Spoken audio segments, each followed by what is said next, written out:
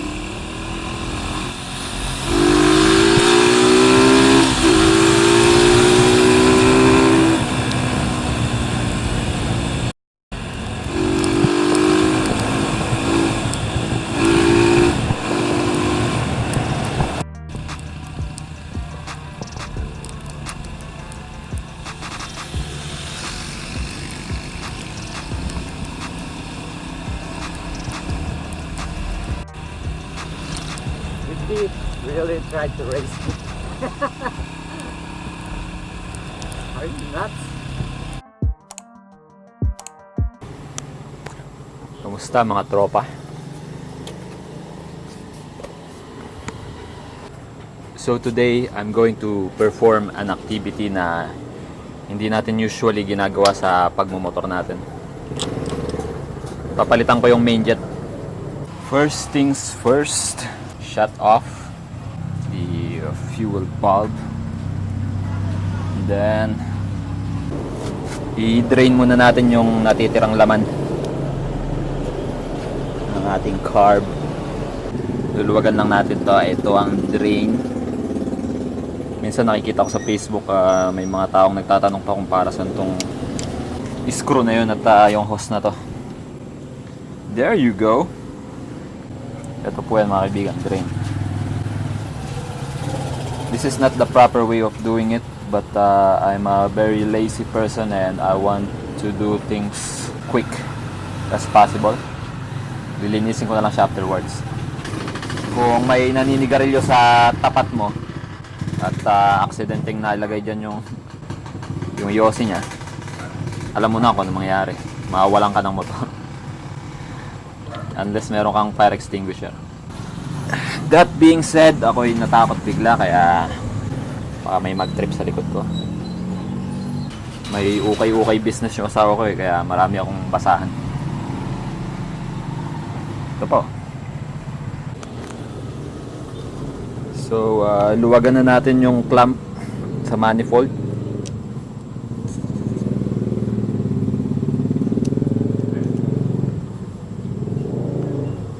This video is only for beginners because marami ng masters dyan. Kailangan ko ring luwagan yung aking air filter dahil tatama siya pag iniikot ko. Iikot ko yung carburetor. Luwag. Luwag. Ikot. Ayos na yan.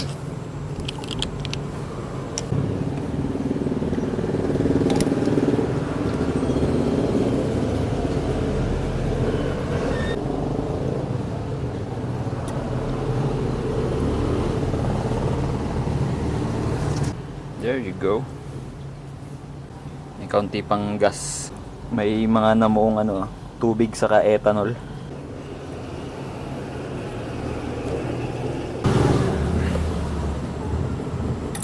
Okay. So this is the main jet. Akala ng iba yung pagtotono ng carburetor basta pihit-pihit lang. Kung all stock, pihit-pihit lang. Pero kung aftermarket, usually kailangan mo magpalit ng jettings.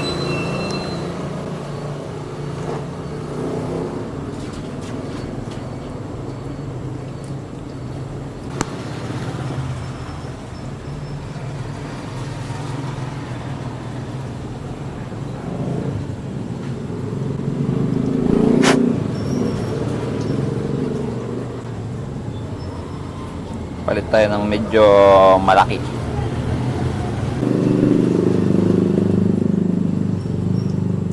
is 125. Actually, malaki na to. Baligtarin natin. This is 152. Ito yung stock jettings niya ng stock carburetor na to. Iniisip ko kasi baka yun talaga yung design niya. Hindi ko pa ito nasubukan. Baka malaglag.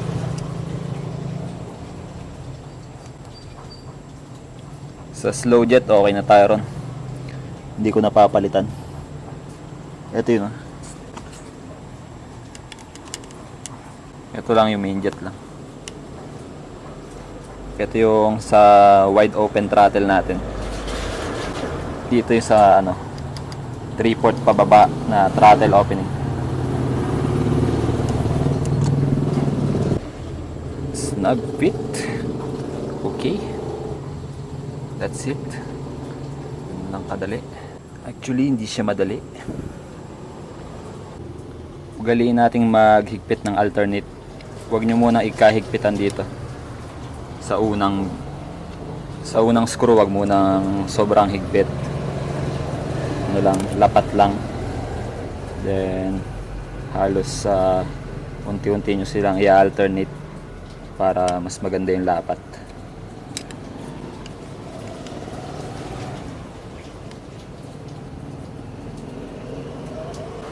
Yan. Oh, tapos na to. Ay, naka pala.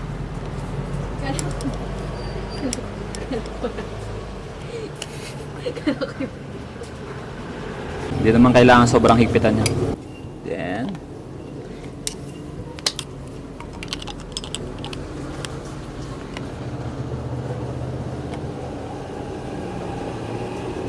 I'm suspecting na hindi maximum yung supply ng gasolina sa wide open throttle ko, kaya ako nagpalit ng malaki.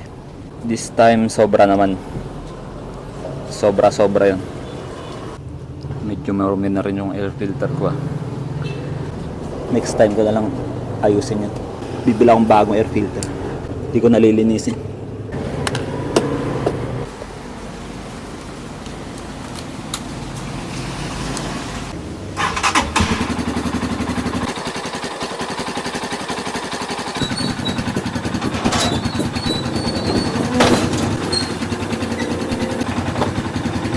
Nakalimutan ko isara yung drain. Daming tumagas na gasolina. Huwag nyo akong gagayahin. And then, kailangan ko na mag-refill.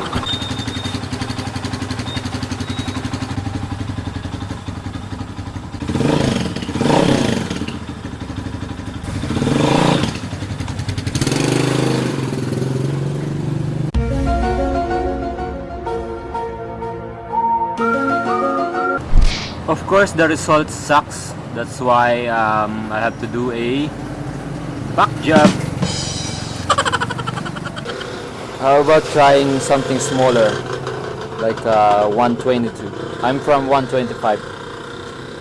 I will step down to 122.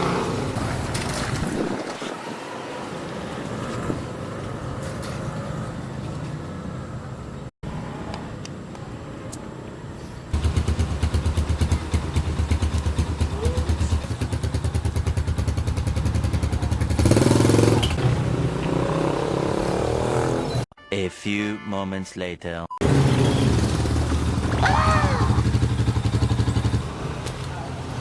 That was amazing. Lesson learned.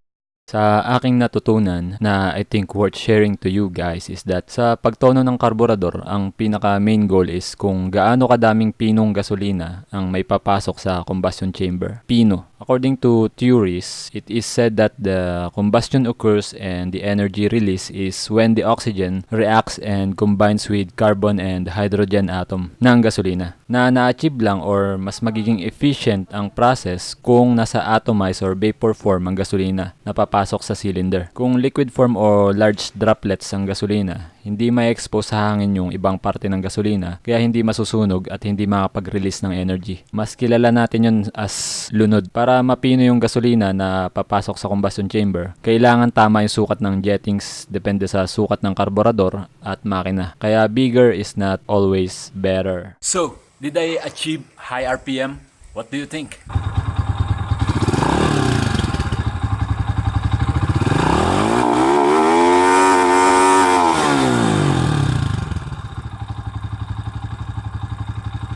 Hello guys, about this keychain, if you want one, so here's the instruction.